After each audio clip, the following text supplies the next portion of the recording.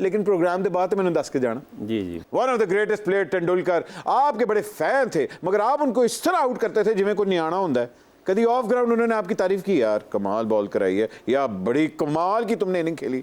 देखिए इस लेवल पे होता है ऐसा नहीं है, बट तेंदुलकर जैसा ग्रेट प्लेयर मैं समझता हूँ कि उसने हर इंटरव्यू में मेरी तारीफ़ की है।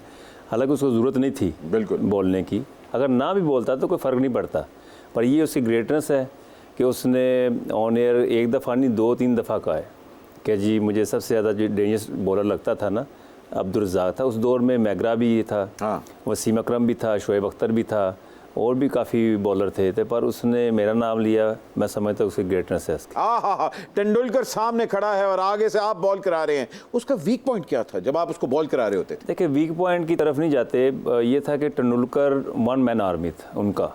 हमें ये था मैसेज मिला हुआ था कैप्टन की तरफ से, मैनेजमेंट की तरफ से कि एक तेंदुलकर की विकेट अगर आप गिरा लेते हैं तो पूरी इंडिया की टीम को गिरा लेते हैं। अरे तो ये मेरी कोशिश होती थी कि इसको ज़्यादा अच्छी लेंथ पे और इसको कॉन्फिडेंस से बॉलिंग करनी पड़ेगी, प्रेशर नहीं इसका लेना।